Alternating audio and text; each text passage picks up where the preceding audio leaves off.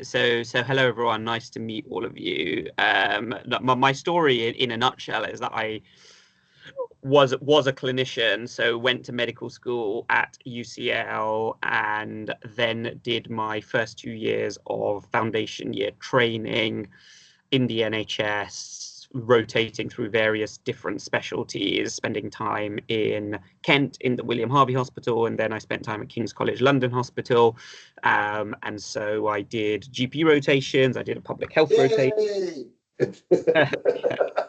I did surgery, I did care of the elderly, diabetes, lots of different things. I think the really good thing about the way that medicine is set up in this country, the training program, is that you get that really valuable chance to rotate through different specialties in the first 2 years. So you usually get at least exposure to at least 6 different specialties, 3 per year for 2 years, before you have to decide what you might want to specialize in.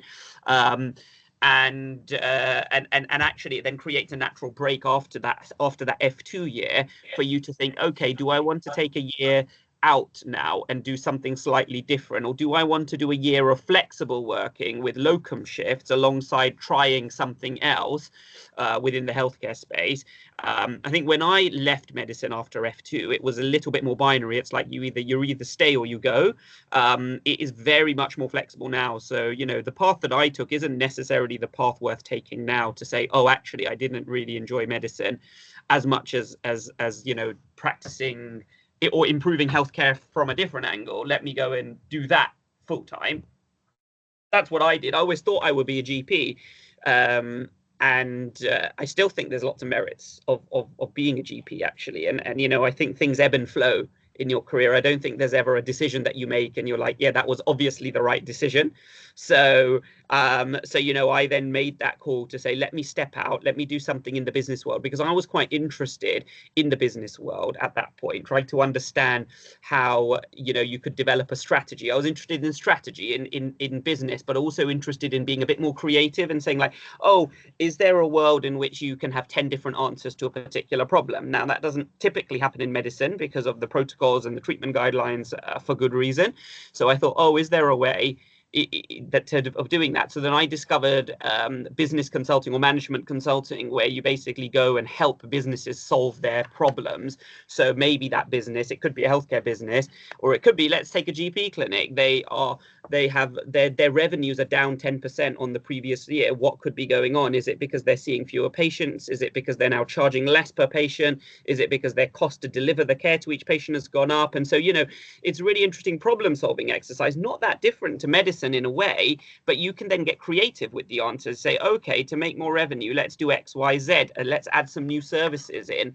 Let's charge different prices to different to kind of different segments of society. It's just different things, different ways of being creative, and I quite enjoyed that. So I went into that world and I did that for a few years. I then discovered digital health and worked at a company called Ada Health, which is an AI powered symptom assessment technology. And now you're seeing a lot of these, whether they're powered by AI or not, you're seeing a lot of triage platforms in primary care and secondary care, which is basically, the replacement for calling up your GP at 8 a.m, desperately trying to speak to a receptionist and convincing them that you need an appointment. Instead, you submit your health issues or concerns via a form online that is then reviewed by the doctors and the clinical team in the GP clinic, and they will decide based on your responses whether this is an urgent query and needs to be seen the same day, or whether they could actually tell you to come back in 2 or 3 days, or actually it's a real big emergency and you need to be going to A&E.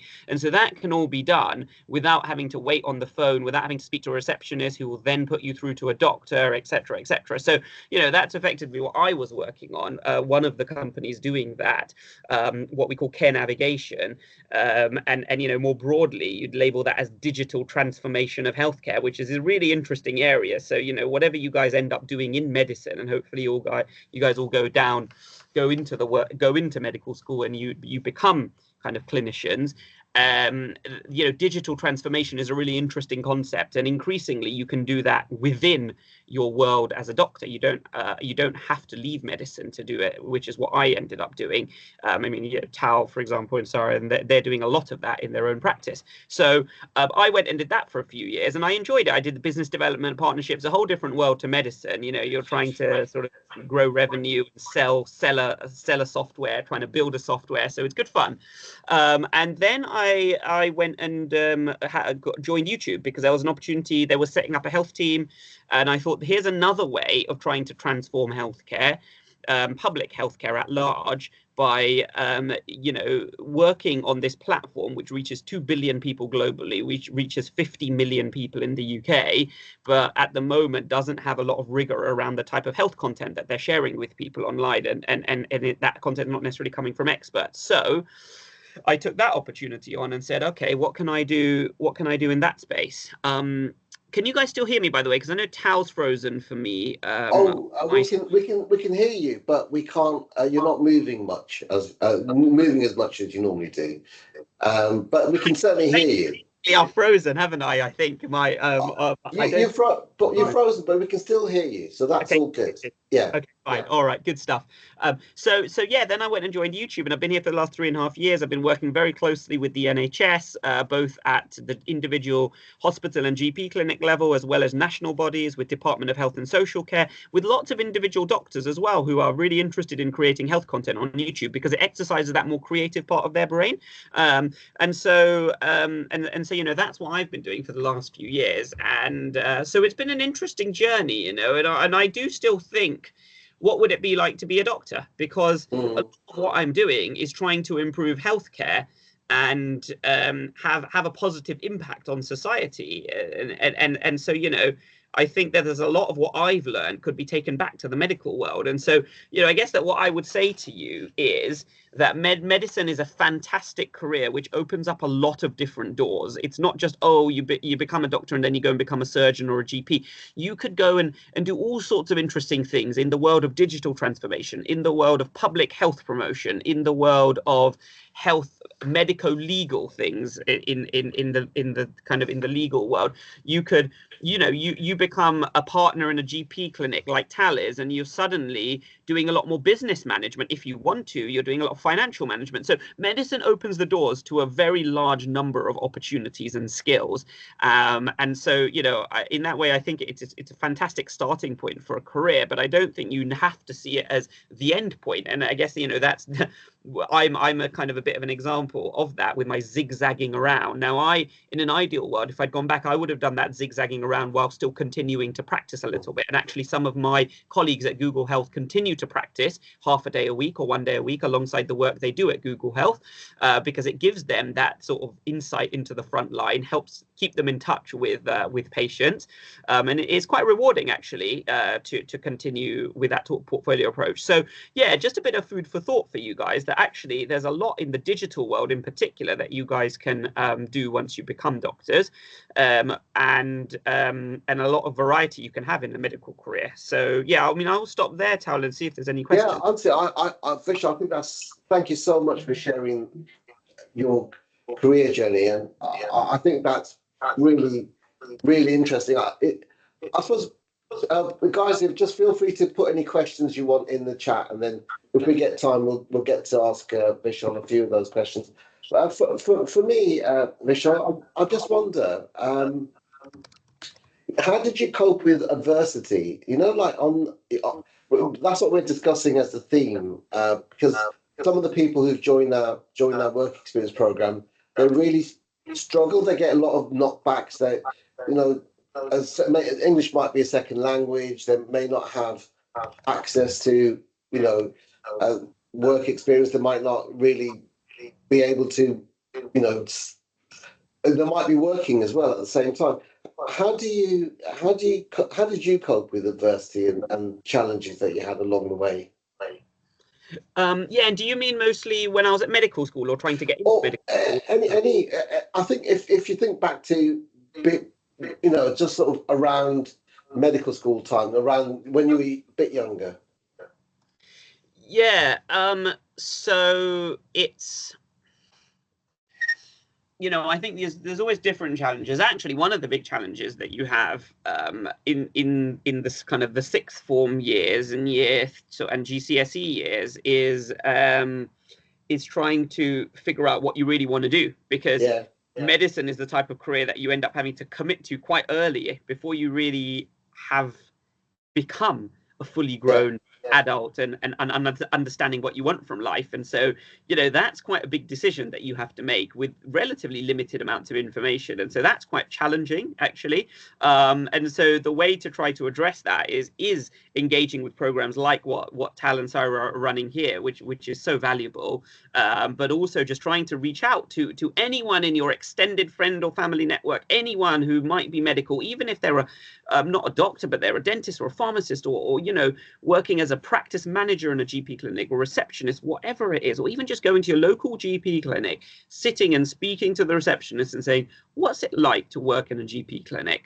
And just trying to get a better understanding of exactly what it's like, because I think that really helps you with that quite angst-ridden decision that you're making. Like, oh, is this the right decision? I'm now committing to this for 5-6 years. And then, the other things in terms of adversity is like getting in. I think that there's a lot of imposter syndrome sometimes that people they're like, oh, I couldn't possibly go to medical school. People going to medical school are so clever and things like that. And the reality is actually we're all just humans. So again, just meeting someone like Tal or myself and saying, we're all just humans. We've all failed. We've all messed up. Like, I was terrible at maths at school, to be honest. I mean, I never considered doing maths as an A level. I would not even have been allowed probably in my school to have done it as an example. So and I hated biology, actually. I just did it because I had to for medicine, and I hated it. And I was only ever average at it.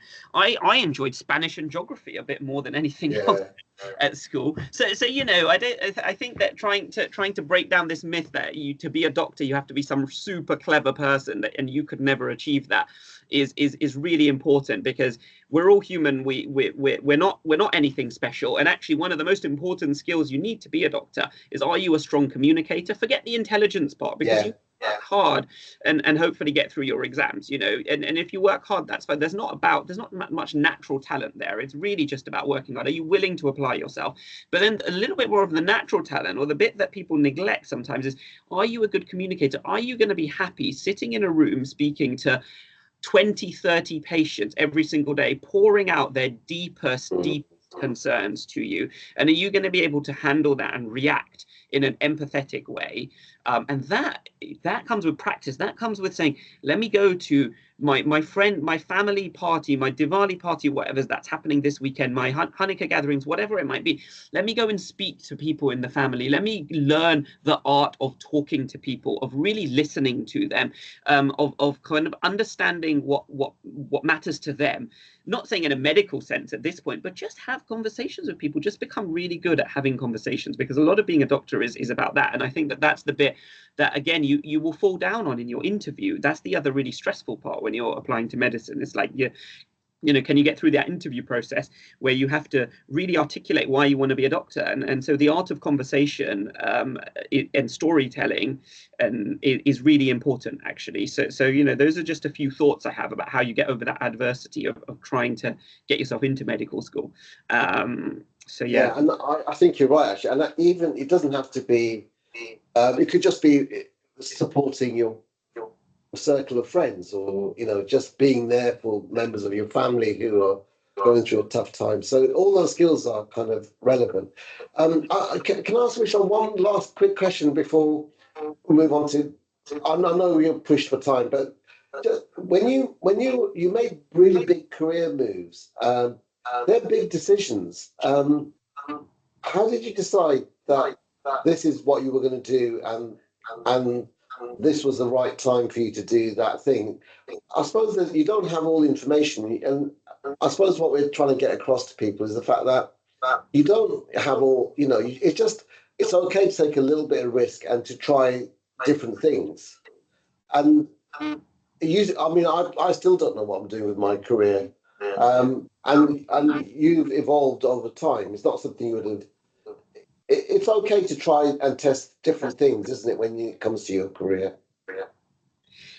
Absolutely, absolutely. And I think the challenge sometimes with medicine is you get pushed down this conveyor belt pathway where, you go to medical school, you do your F1 and your F2 foundation year trainings, you do your specialty training, you become a consultant, and that's it. And then you're at the top of the tree, you're a consultant. Why you've worked so hard to get there? Why in the world would you ever do anything different? Why would you leave that?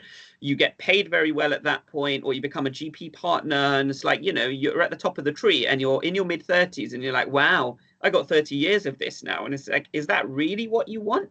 Or do you want to mix it up a little bit? So I think that you need to be brave. I think that you need to see your career as a journey, as opposed to a destination. And you need to say, I've got 40 years to play with, maybe even a little bit longer by the time you guys are all kind of coming to retirement, 45 years to play with. How am I going to make this the most enjoyable, rewarding, fulfilling time for me? And if that is the linear pathway, then great. But if you get there and you move, you keep working up, you become a consultant, and become a GP partner, and you're like, oh, this isn't for me, I'm not fulfilled. And you say, okay, so now what else can I do?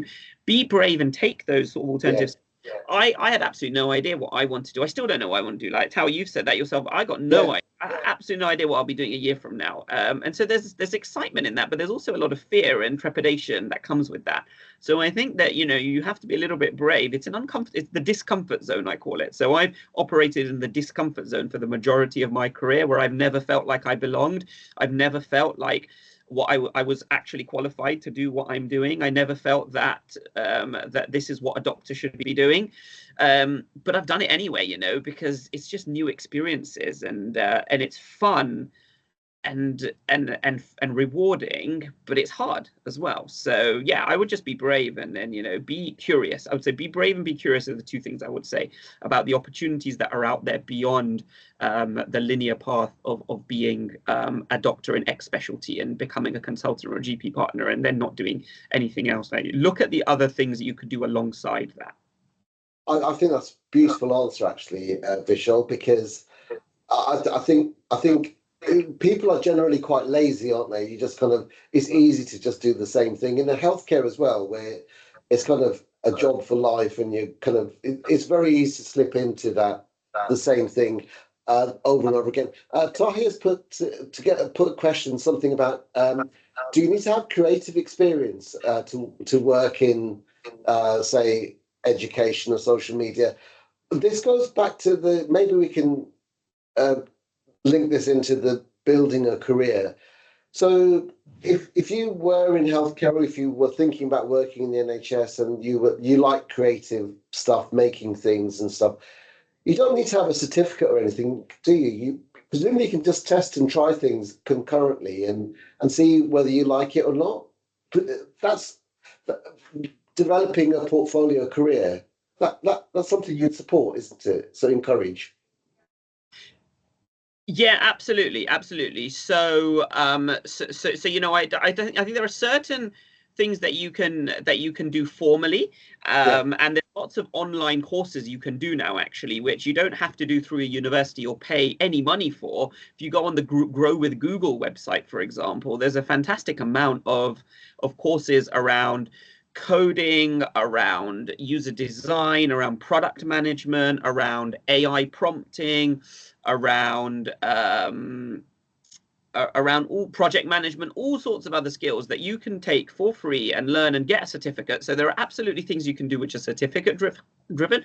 I think a lot of it, though, is also just putting yourself out there and saying, first of all, being on LinkedIn is actually a really helpful thing, because you get exposed to lots of other people on LinkedIn, and you can then message them and say, oh, I found this person on LinkedIn, they're a doctor, but they're also doing this really interesting project in digital health.